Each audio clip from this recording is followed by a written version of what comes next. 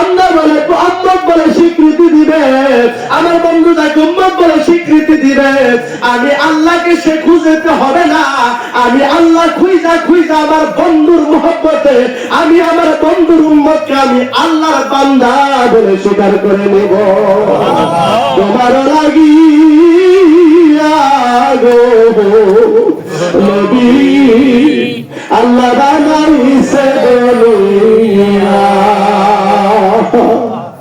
নিজের খোদা বানানো আল্লাহ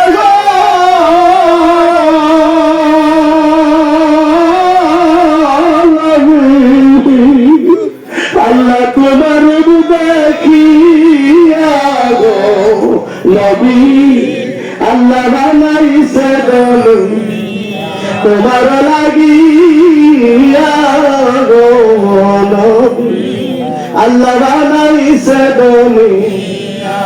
বলুন তাহলে কার সাথে আমাদের প্রেম করতে হবে? নবী মুহাম্মদ রাসূলুল্লাহ সাল্লাল্লাহু আলাইহি ওয়াসাল্লামের সঙ্গে। কোন মারহাবা, মারহাবা।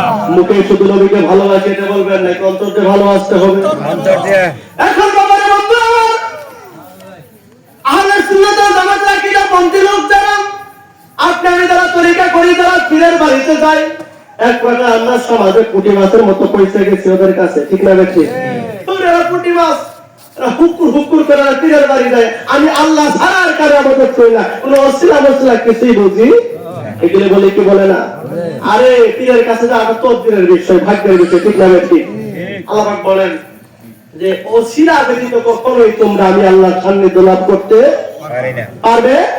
আল্লাহ পাক বলেন ইন্না ওয়া কুনু মা সাদিকিন, তোমরা আমার সত্যবাদী সঙ্গিনী হয়ে যাও, তোমরা আমার সত্যবাদী অনুসরণ করো, অনুকরণ করো। আর এখন এরা বলতেছে কি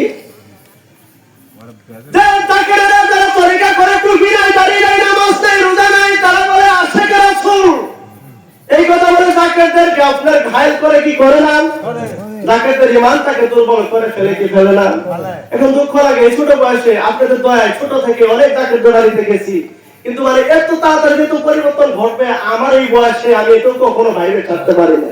হাই হাই আমার বয়সে কি দেখলাম আর কি হয়ে গেল, জাকেরদের মহব্বত, এক জাকের আরেক জাকের বাড়িতে গেলে কি মহব্বত, কি প্রেম, আর এখন এক জাকের ভাই আরেক জাকের ভাইকে দেখলে অন্যদিকে ঘুরে যায়, কারণ তার বাড়িতে যায় মানে গেলে আপনার সম্মান দিতে পারবে। হয়তো সে তরিকা বুঝে কিন্তু ঘরে তার ফ্যামিলি তরিকা বুঝে না, হয়তো তার ফ্যামিলি বুঝে কিন্তু তার এমন একটা আপনার পুত্র বধূ আছে সে বুঝে না, বেয়াই বুঝে না, বেনি বুঝে না, নাকি? অথবা মেয়ে বেঁধেছে জামাই আনছে একটা, মাশাআল্লাহ আপনার থাকে লন্ডন, খারাপের মধ্যে টাকার অভাব নাই, বিল্ডিং এর অভাব নাই, এখন তো জামাই মাশাআল্লাহ অনেক টাকাওয়ালা, এখন যে জামাই যদি মনে করে হাই হাই আমার শ্বশুর শাশুড়ি তো তরিক করে, তাহলে তো আমার মান সম্মান যাবে। এখন এই যে আপনার আত্মীয়তা বন্ধনের কারণে আজকে যার যার ফ্যামিলিগত মানে যার জাকেরদের ঘরের ভিতরে আপনার সমস্যা, ইনফেকশন আপনার শুরু হয়ে গেছে, ঠিক না বেটে? আপনার ভাইরাসের মতো শুরু হয়ে গেছে, জাকেরা ঘরের ভিতরে কথা বলতে পারে না। কেন পারি না? আপনি আমি অতীত যা তরিকা করে আসছি আপনি আমি মনে সঠিকভাবে করতে পারি না। যদি আপনি আমি যে তরিকার ভিতরে যা আমল করতাম, সকাল সন্ধ্যায় যদি আমরা আল্লাহ পাকের হুকুমের আদেশ সাথে সাথে যদি আমরা সন্ধ্যার সময় ফাতিহা শরীফ পড়তাম, এশার নামাজের পরে আমরা আজেবাজে সময় অবশ্যই হাটে বাজারে চাষ চলে গল্প করে না কাটায় যদি আমি রাত্রে খানা পিনা শেষ করে আমার ব্যবসা বাণিজ্য চাকরি বাকরি সমস্ত দুনিয়াদারি শেষ করে যদি আমি এশার নামাজের পরে যদি আমি রাত্রে ঘুমার আগে যদি আমি 500 মাত্রা দুরূদ শরীফ যদি পড়তাম চোখের পানি ছেড়ে ছেড়ে, তাহলে আপনার বিবি দেখতো যে আমার স্বামী কি ইবাদত করে, আপনার সন্তান দেখতো যে আমার বাবা কি ইবাদত করে, আপনার নাতি দেখতো যে আমার দাদা কি ইবাদত করে, আমার নানা কি আমল করে, আপনার ছেলে মানে বধূ আপনার মেয়ে দেখতো যে কি আমল করে, তার দেখে দেখে তাদের অন্তরে মহব্বত শুরু হইতো।